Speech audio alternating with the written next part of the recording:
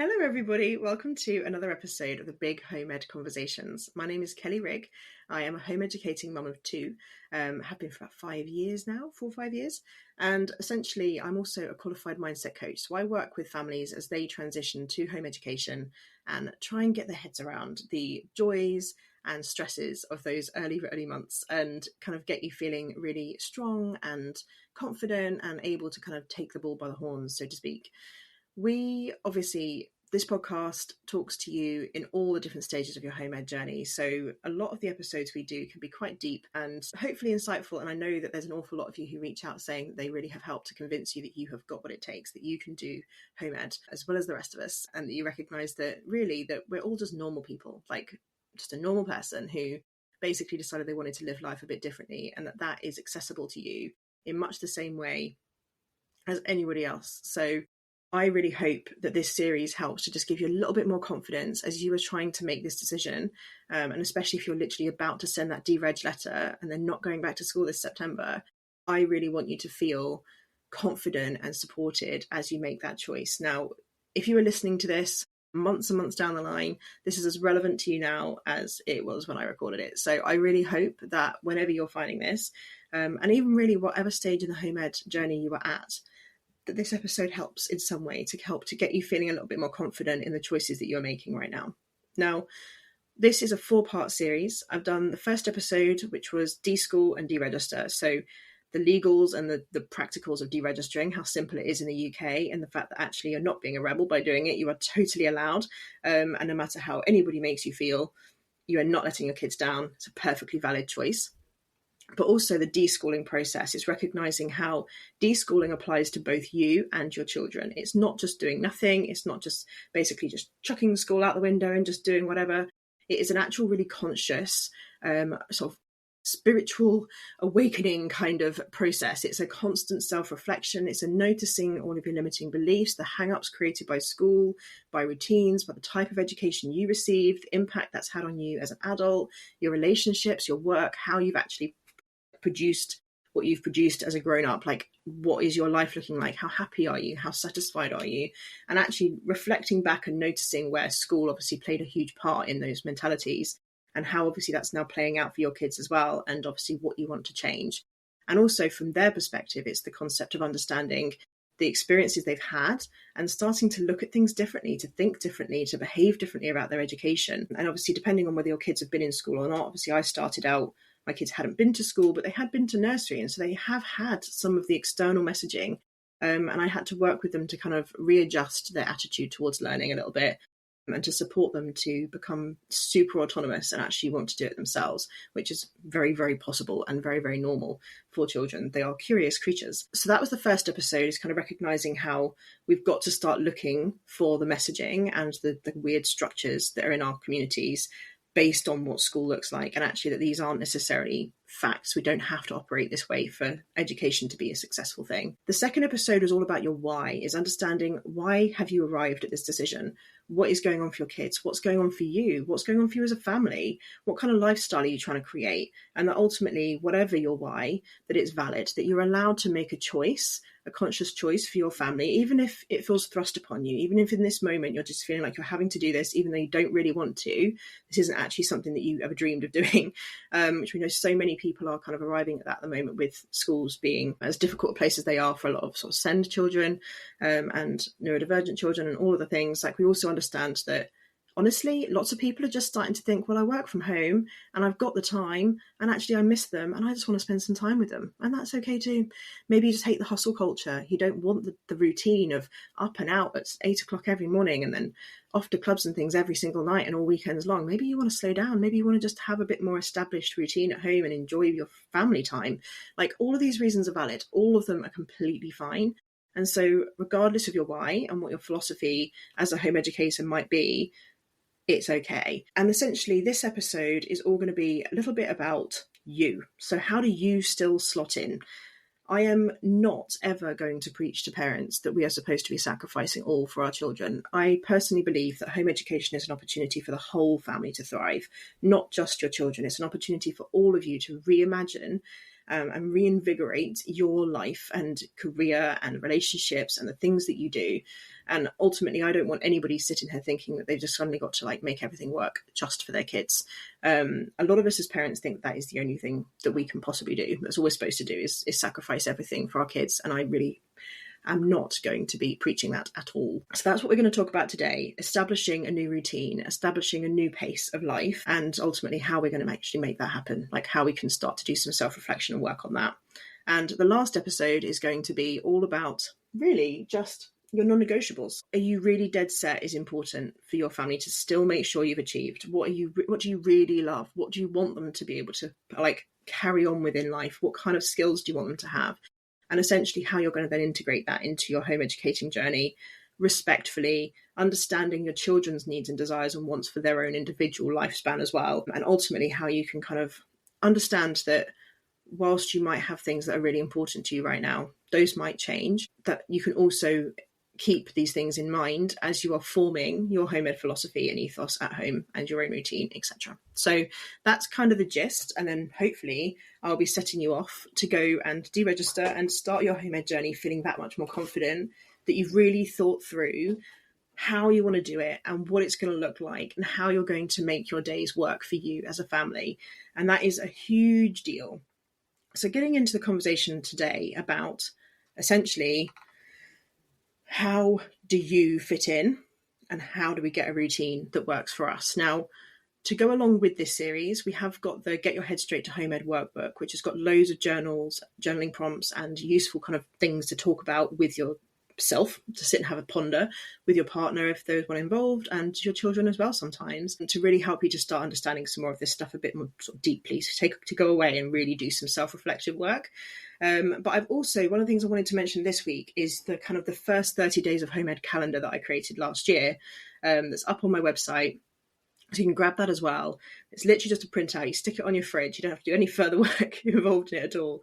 And essentially, you can just have a glance at it each day. And it's like it's one task or question or thought-provoking dinner conversation that you can be having with your family to kind of really help to just slow down, to reconnect, and to start your home ed journey really, really gently. So if you are listening to this and thinking that actually you could do with a soft landing, something which just helps to guide you gently through those first kind of weeks of being at home. And even if honestly you've been doing home ed for a while, but you just need a refresh because things feel rubbish and weird and they're not really working, you don't feel very connected to your kids, and you want to try and refresh and start over kind of thing, this is great for that too. And I'm thinking myself, I was just looking through it to kind of get some thoughts of what I wanted to talk to you about today. And I think I'm going to print it off and do some of them again myself, because they're really lovely ways to just reconnect and to just check in and to see how everyone's feeling. So if you find yourself needing something just to give you a bit more guidance after this conversation, then those are really great resources. So go and grab those if you want them. Cracking on then. How do you factor into your home ed decisions right now? So many of us, I think, are raised very much to believe that we as mothers or as fathers are supposed to be, I mean, mothers especially, but fathers do as well. I know an awful lot of dads who home educate full time and actually don't go to work. They stay home with the kids or they work part time themselves or whatever.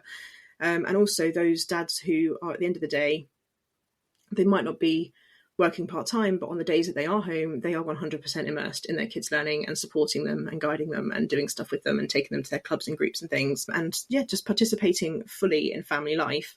And ultimately, you have got to decide as a family that home education feels accessible to you all because you are a part of that question. It's not all about the education of your kids.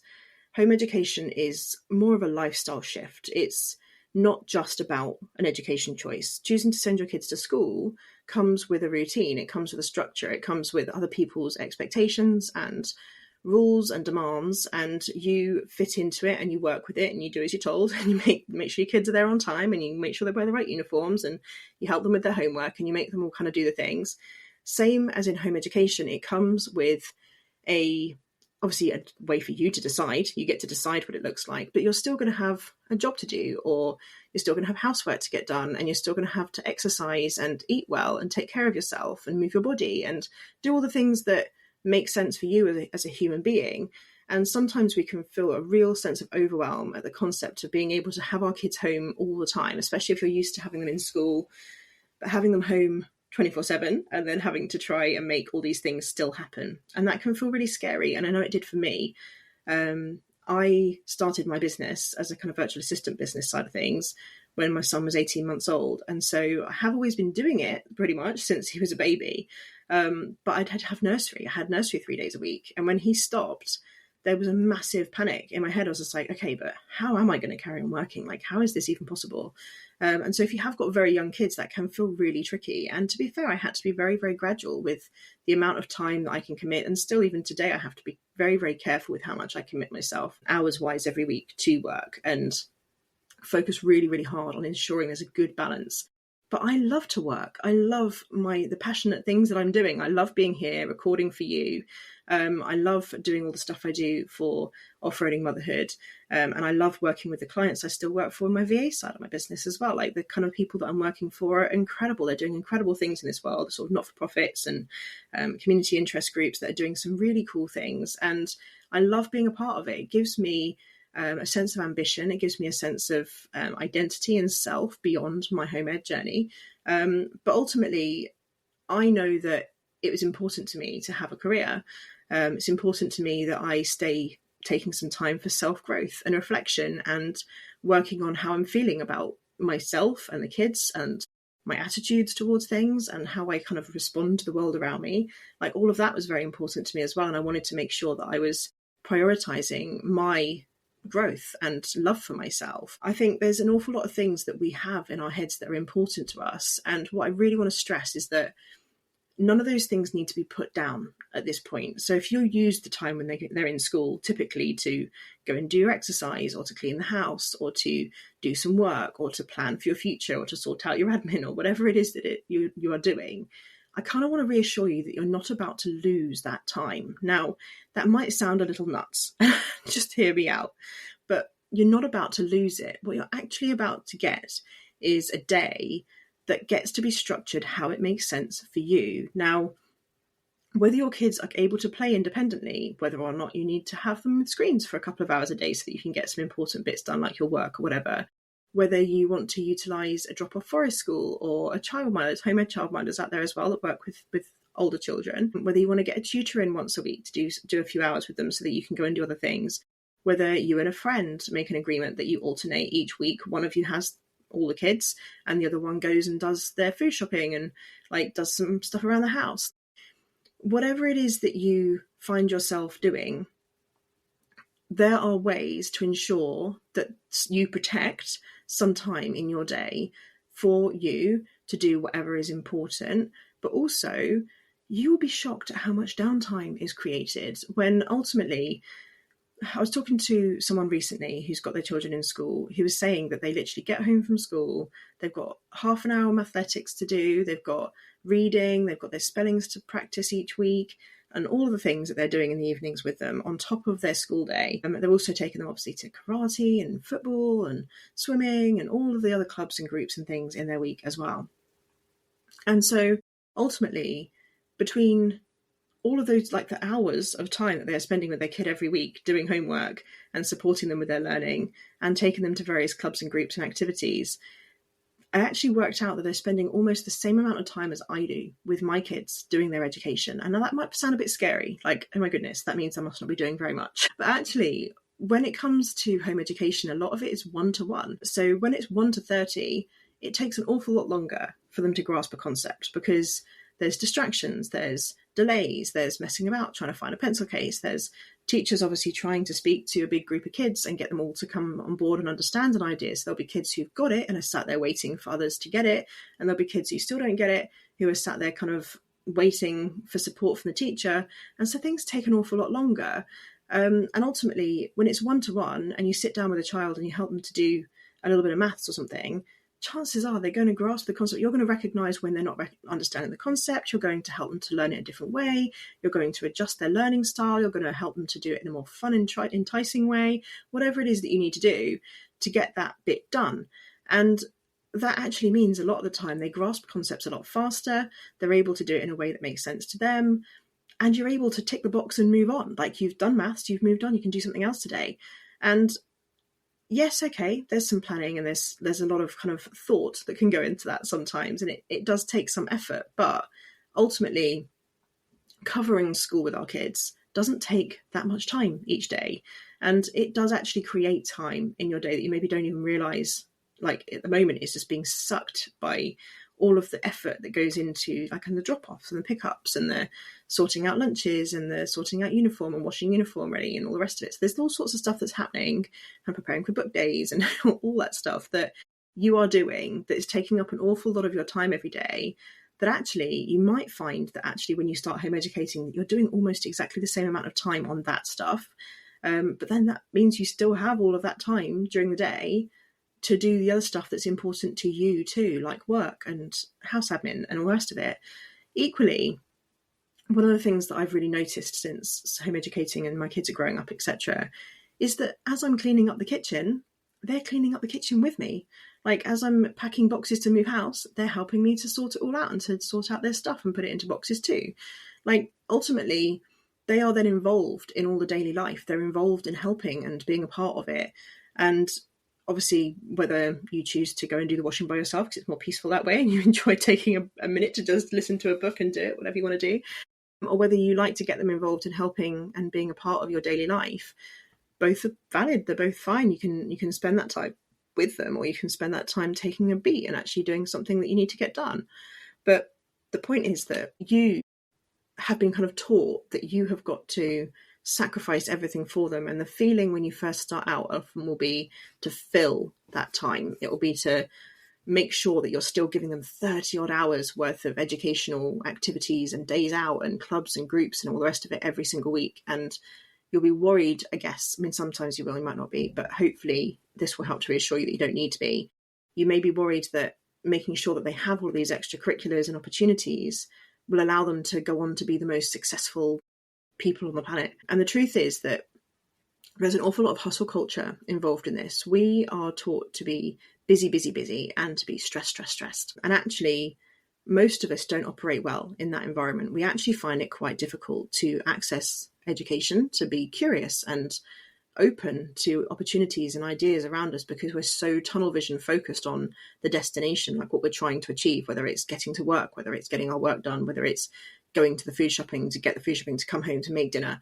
We get so tunnel vision on the activities that we stop looking around, we stop noticing and enjoying the world around us so much. And this actually stifles curiosity, it stifles opportunity and chances for people to develop true, actual intrinsic interests. Now, if you haven't heard of intrinsic versus extrinsic learning, I highly recommend going and listening to. There's some really good TED Talks on this, which really blew my mind when I first started home educating. It's a great thing to listen to and understand, because the concept of intrinsic learning is where someone actually chooses to learn something because they are interested in it. So like how, for example, a child might get really good at playing football, or they might get really good at playing an instrument, or maybe they start loving a certain genre of music, and so they become like an absolute aficionado of that type of music, or whatever it is, right? Kids all the time pick up random things that they want to be really good at, and they will start really pushing their learning in that direction.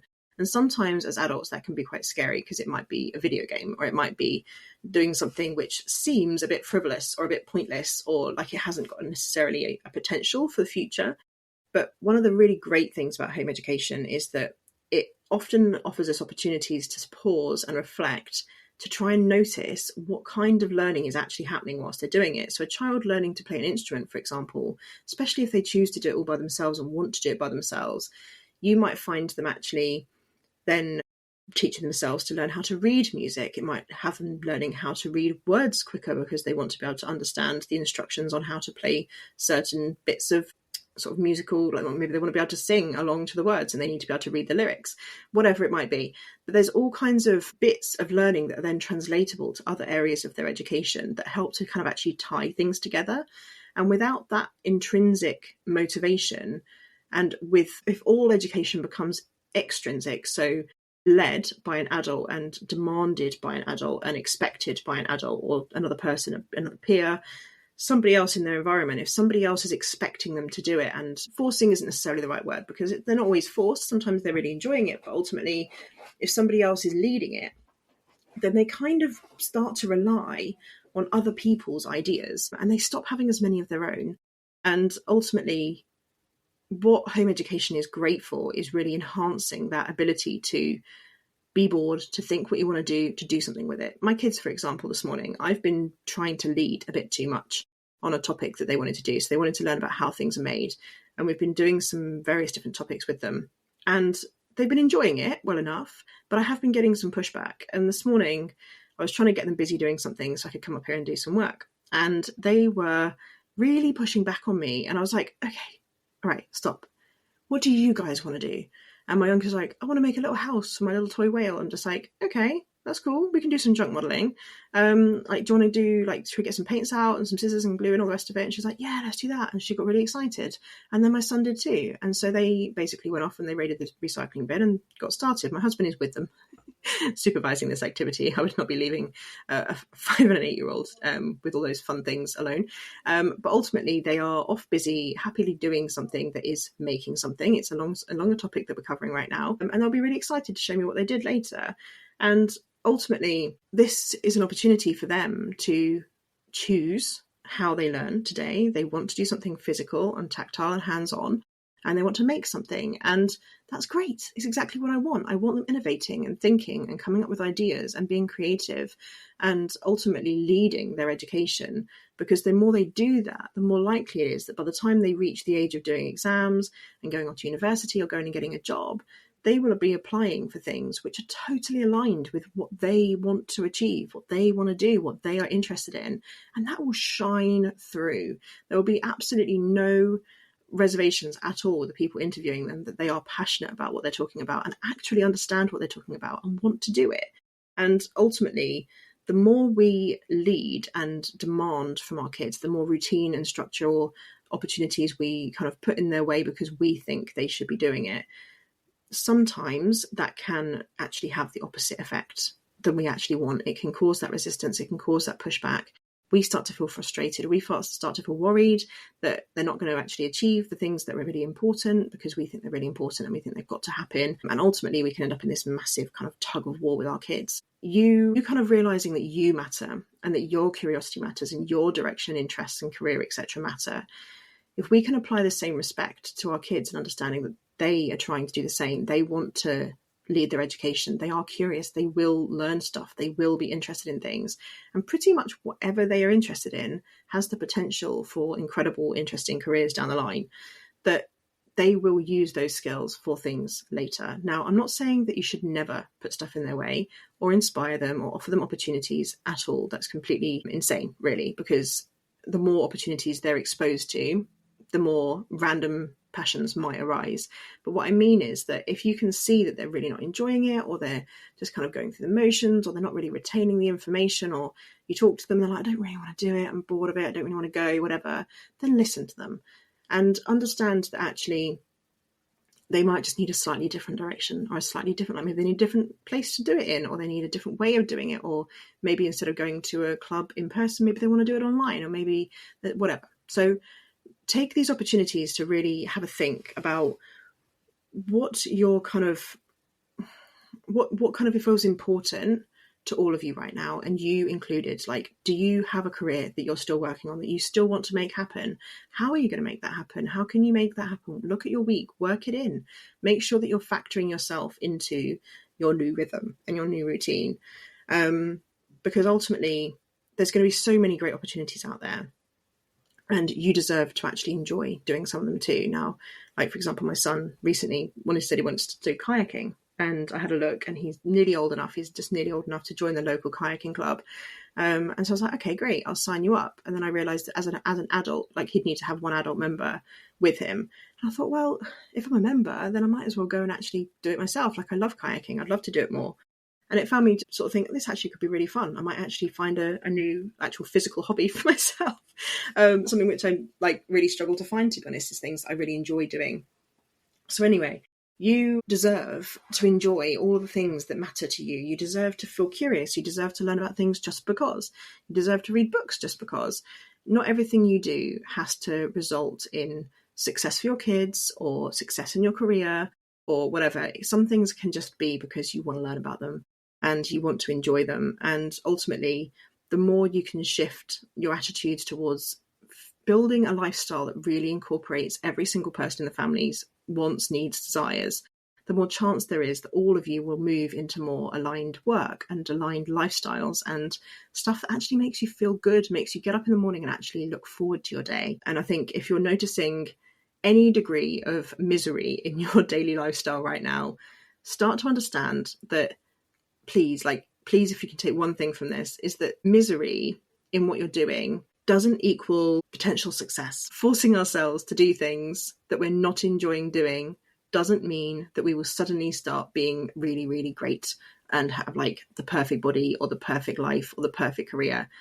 Ultimately, we are allowed to enjoy our jobs and we're allowed to enjoy our movement and our food and our company and the places we go and the things we do.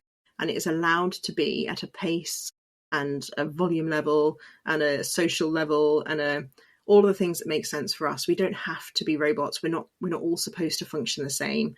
And if you are looking at your life thinking, well, actually, we really love our home days, they really matter to us, then make sure you get a few every week. A few, not just one, not just a little bit once in a while as a little like pat on the back, good job, you've done lots of socializing, you're allowed to have a home day now. No, if you need a few a week, then have a few a week. If you love being out and seeing people and actually you all function better if you're outside all day every day, then take all of your learning outside if you want to. Like, totally fine. Like, nothing has to happen in a particular way. It doesn't have to happen in organized groups. It doesn't have to happen in online classes. It doesn't have to happen at a desk. It doesn't have to happen outside. It can happen wherever you want it to and however you want it to.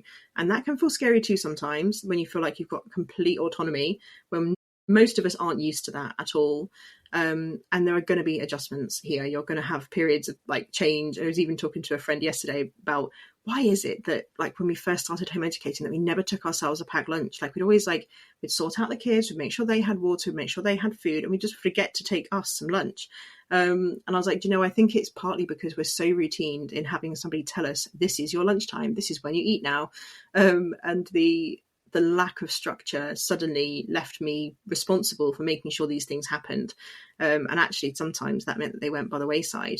And that's really not great. And it's something which when you look at that, you think how crazy that is, that without having a boss or a job or a school telling me when I was supposed to eat my lunch, I then stopped eating lunch. And I know I'm not alone in this. So it's crazy. And ultimately, that I think is the main reason why we're so used to having a set structure. We're told that's when we do it, that actually that's just when we did it. And it's so difficult to start to understand that actually we are allowed to make up our own rules and to eat when we feel ready to eat, and to eat what we want to eat and to make that happen. So that's just one example of how a lot of these limiting beliefs and the sort of the deschooling process, I guess, can really shine its ugly head, because actually we can find ourselves really worrying about this and having this flexibility because we worry then it's all we're responsible for everybody's success and outcomes, and that's also not true. Absolutely are responsible for keeping them alive as much as humanly possible. We'll take care of them, and we've got to make sure they're fed and clean and all the things, but ultimately they are responsible for their own trajectory. They will make their decisions regarding their own careers. They will make their decisions regarding their relationships. And all you can do is offer them as much opportunity to be as self-directed and autonomous and excited about their future as possible, so that when those opportunities arise down the line, they are able to try and do things, even if they fail. And they will. You cannot make every single possible problem they might face go away. That's not happening. So anyway, lecture over. I shall stop going on about this now. I'm really labouring the point. So I wanted to kind of round this conversation off, I guess, with talking about kind of establishing a new routine. And one of the things that I wanted to kind of stress here is just how important it is to not kind of run too gung-ho into this process. Like, please do not overpack that schedule. Please do not just chuck loads and loads and loads of stuff in. If you wanted to, the home ed community is packed full of amazing things happening all week, every week. You could be busy all day, every day. But I really want you to just take a beat and to ease in. I want you to really just do lots of observation, lots of noticing, recognize how your children are learning, how you're feeling, the vibes that you're kind of picking up as a family. Like, are we happy? Are we feeling a bit unsettled? Do we need a bit more structure for a little while, etc.? So like one of the things which you might find as you kind of enter the home ed community is most people going, oh, well, it's not school at home, don't do it that way, no, just abandon the whole thing, start fresh, do it your way. And a bit like I've kind of said to you today, really, to some degree. And ultimately that can feel really overwhelming too. And what I want to say is it's okay if for a little while you find yourself being like, right, well, we still just need to do English, maths, and science. Like, I need to know that you've done some reading. I need to know you've done some writing.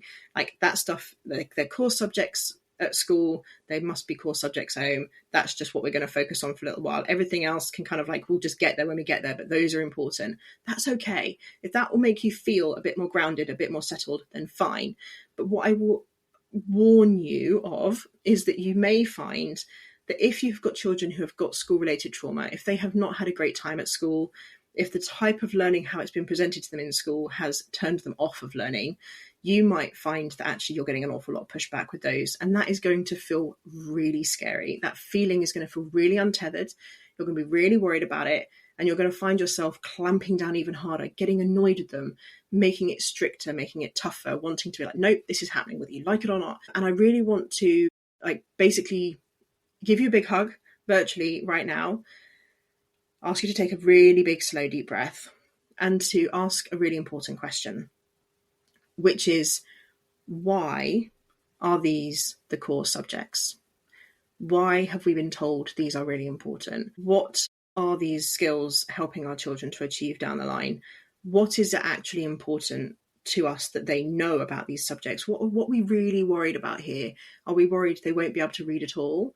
Are we worried that their handwriting will be illegible and nobody, like they won't be able to write a note? Are we worried that they're not accessing vocabulary? Are we worried they're not progressing? Like, what is it that we're actually worried about? I want you to ask some questions. I want you to really just take a breath and ask yourself why these things are mattering to you. Because, and we'll get into this process a bit more in the next episode about kind of like deciding your non-negotiables, the things that really matter to you. But you're going to have lots of moments like this where you might find yourself, you know, it's just easier if we follow the national curriculum. Fine, do that. If it helps you to feel more grounded and feel like you've got some sort of basis, then do that. That makes sense. It's ready built. It's there for you to just grab and download and use off the internet. 100%, just use it. But ultimately, be ready to reflect on those things and to ask good questions about it and to actually decide, do I think this is important? Do we really need to cover this? And get some other opinions. If you're not sure, go and listen to a TED talk about that subject. Go and actually understand, educate yourself a bit in why handwriting is still taught in schools or why it's important. Like, for example, I mean, that's a great example in and of itself. I was trying to get my son to do some writing the other day, and I try and do it very subtly, activities that he might not realise that he's doing a little tiny smidge of writing, because he does not enjoy it. He does not want to do it. He finds it really hard work. He struggles with his fine motor skills. He's autistic. And ultimately, he just finds it really annoying. And so I have to be so gentle with it. And honestly, it's developing fine, like gently, a little at a time, like I'm talking very little at a time. It is gradually getting there. And so I'm not massively worried about it, but I do want to encourage his stamina with it and his enthusiasm for it, because I loved writing stories as a kid. And I suspect that he will too. And I wanted him to have the freedom to be able to put his ideas and thoughts and creativity onto paper. And he was sort of talking about like, why mummy, I can just type it, or I can just, like, I don't need to be able to write, like this is important, this, like nobody writes anymore, you never write anymore. And I was like, oh well, actually I do. And I said, mostly actually the reasons why I write is when I'm taking notes, when I'm having phone calls with clients and things, so I can remember what they told me. And he goes, but surely you can just write, they've told you, you can remember. And I was like, have you met me? I don't remember anything unless I've written it down. And so I said, okay, I'll give you an example. And I spelt the word establishment. Just went, right, okay, here's a word. Can you remember what I've said? And I spelt it for him out loud. And he was like, oh, and I was like, okay, can you repeat it back to me? And he tried and he couldn't do it. I said, okay, we're going to try another way. Get a pen and paper. And he goes, oh, God, I don't want to. And I was like, okay, bear with me. Grab a pen and paper. And I said, right, okay, we're going to spell it again. And so I did. And he wrote it down. And I said, right, now read it back to me. And he read the word. I said, right, now tell me all the letters. And he told me all the letters. I said, all right, now cover it up. And I want you to tell me how it's spelled. And he was able to tell me. And I was like, I know that that's just an element of repetition, but ultimately I was able to demonstrate to him in that writing things down helps to use multiple different parts of our brain and helps us to retain information. And ultimately, for him, he now has a written record of that word, which he's now physically seen, he's physically read it, he's said all the letters a couple of times, and now it's actually embedded in his brain. And you could see that he was going, oh, okay, I understand now. That's actually really helpful. And now I actually understand there's a reason why. And building relevance into their schooling is super important. But ultimately, we have got to try and find ways of helping them understand why these things are important. But sometimes we don't even know why they're important, right?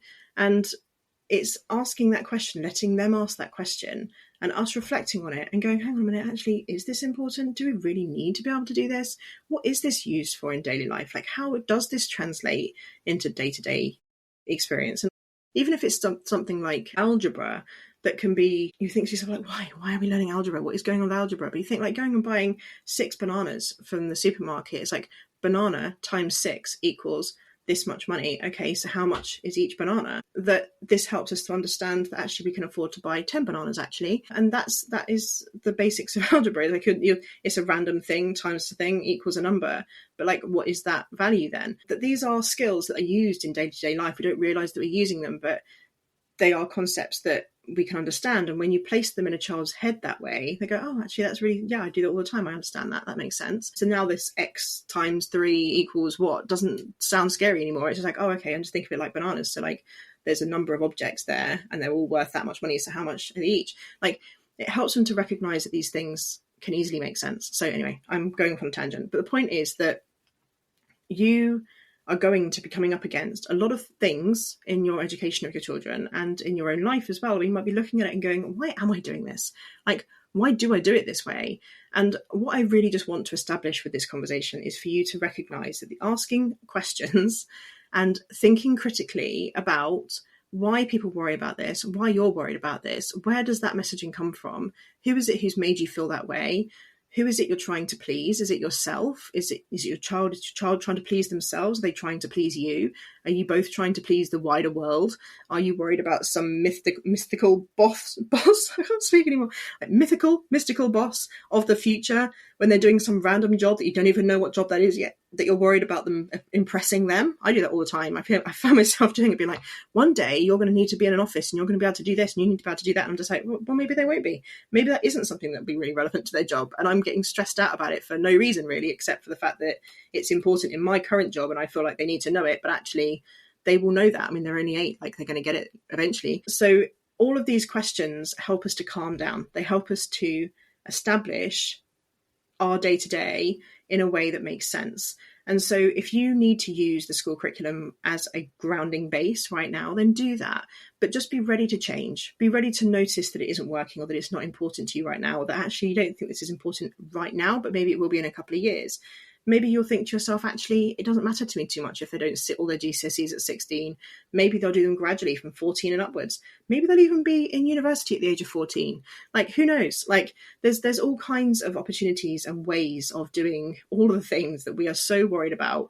And I guess I just want you to really start to think critically, start to ask the questions, and to reassure yourself that you are allowed to establish a different way of life. It doesn't have to look the same. And that is safe and it is okay.